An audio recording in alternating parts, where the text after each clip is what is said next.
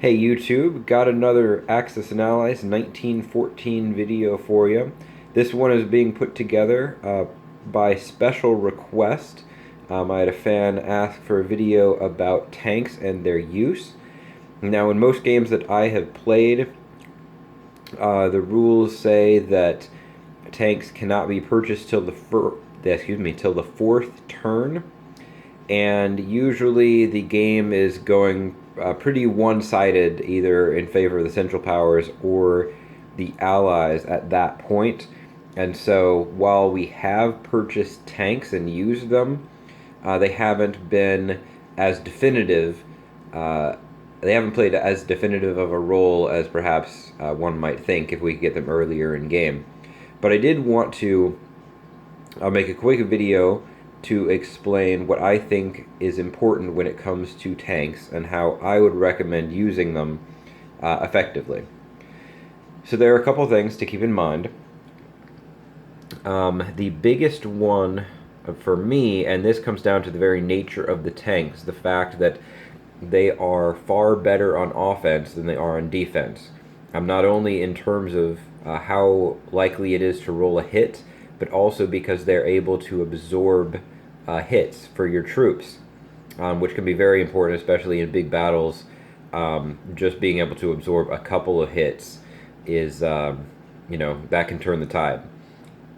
Now, what I've done here to illustrate an example to show you what I think you should keep in mind with tanks, I have cleared things out on the Italian and Austrian front. I've moved some Austrian troops out. Don't worry about where they are. There's nothing strategically important. I just moved them out so that we could see Austria without things being so cluttered, so we can focus on just the units that are important. And over in Italy, this is a scenario where Austria has been pushed out of Venice.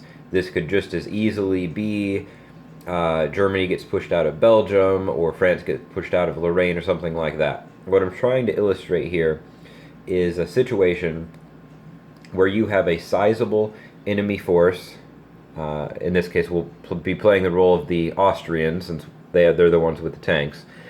You have a sizable enemy force that you've been trying to fight off, but you are not currently contesting the territory. Either you guys have been playing chicken and just kind of building up on each side, or maybe you just got pushed out and defeated in a territory.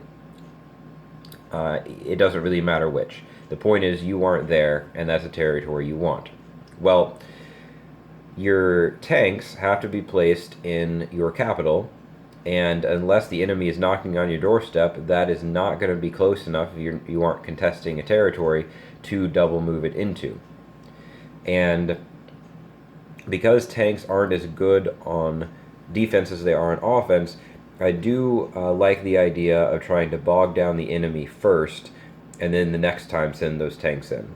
So let's say in this scenario, this is what Austria was going to purchase. So that isn't placed yet.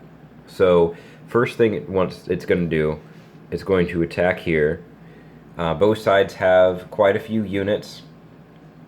Neither side is going to obliterate the other. That is going to be a contested territory. There just isn't. Neither side has that much of an advantage. It's going to be contested. Don't worry about the fact that Tuscany is undefended and they could have moved guys over. That isn't important for the simulation. This is just an example of using tanks. So that's happened. Both sides take casualties, and the territory is contested. Austria then puts its units down that it purchased, and we move on. A lot of other things happen around the map. Italy takes its turn. Obviously has no tanks. It double moves in and either reinforces Venice or tries to attack. More casualties occur on both sides. Nobody takes the territory. Well, now, because you've contested it, Austria, you can now double move into that territory. And because both sides have already taken some casualties, yes, you're weaker, but in this case, the Italians, your opponents, are also weaker, which makes it more likely that when you come in, he double moved to come in here, perhaps you would then be able to destroy their army. And if you do manage to take it out with your, um, if you think of your first attack as your right arm and a jab, and your tanks coming in as kind of the haymaker coming in, from the other side. Now Italy is in a position where if it doesn't have Venice, it no longer can double move up there because that isn't contested. And again, that's just an example. Let's say that we're over here in France, and France and Germany are fighting over Lorraine. Same type of idea. You get bogged down. Both sides commit a bunch of forces into Lorraine. Both sides are weakened but keep reinforcing. But excuse me. But if Germany is able to position its tanks and on the right turn move them in along with other reinforcements and take the territory completely, so it's no longer contested, France can no longer double move up there. Let's take another example. Typically, Poland probably is not going to be contested so late in the game that tanks are going to matter, but let's say that it is. If the Central Powers are able to take it, then Russia can no longer double move in there. And of course, you don't need tanks to take territories, but because they offer that extra offensive boost, and because they're so much better in offense than defense, you really want to use them if you think that it's putting them into combat in specific territory is going to get that territory for you securely on your side, no longer contested. Because when you do that, there is now less that the enemy can counter with. So let's stay focused on Russia here. If, let's say, Russia has it's consolidated in Poland, but it's also consolidated down, in Ukraine. But I'm just randomly, kind of moving guys around. But they're split up a little bit. Let's say maybe these guys are down. They're doing something in Romania. It's not really important what. I'm just using this, like I said, as an illustration. Troops might be, scattered throughout. Well, in this particular case, when Poland is contested, Russia can now counter with really, well, if Romania is not contested, troops from Romania. But if it is contested, well, actually, I'm sorry. Yes, they could counter with troops from Romania, Ukraine, Moscow, Karelia, way up there. But if the Central Powers, so your tanks, let's say you sent in tanks, didn't take the territory, now they are vulnerable to a massive counterattack, and you don't really want your tanks having to defend because they aren't very good at that. But let's say that you swing your tanks in at the right moment, you get that extra offense in there, you take fewer casualties because of that, and now Poland's not contested. The only place you can be countered from is Ukraine.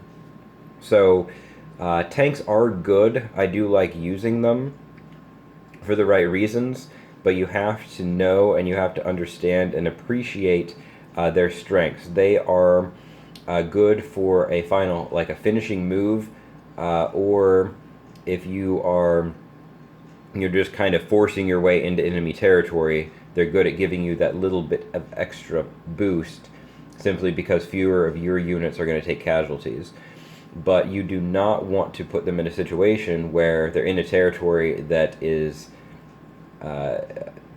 most definitely going to be counterattacked, especially counterattacked by overwhelming force, because you're just going to lose your tanks. And then they're going to be a one-time use thing, and then they're gone. And that is not really a good use of them.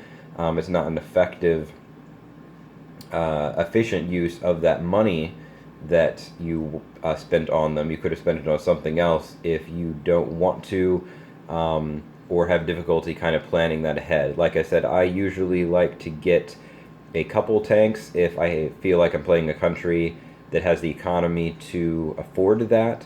So typically that's going to be, one of the big ones, Germany, potentially England, just depending on what's going on uh, in India or over in France. Potentially France, maybe Austria. There, I do see the possibility that Russia might get tanks. It is not a super weak power like the Ottomans and the Italians are, where I don't normally even buy airplanes. But by the time that tanks are allowed, Russia usually is a weak shell of its former self, if you will. So there isn't really much of an opportunity. You don't really have the luxury when you're Russia of doing that. But in a different game, in a game where Russia isn't getting pounded by turn 4, I could definitely see the possibility that they too might be a purchaser of such units. So I hope this was helpful. This was just a very general overview. Like I said, I don't typically use tanks to turn the tide of the game. I think expecting them to do that is expecting too much from a single unit. They would be incredibly overpowered and the game would be ridiculously unbalanced if one unit could completely turn the tide. But I do find them useful. I do like to use them. And I hope that this video will help you become more effective in using them also.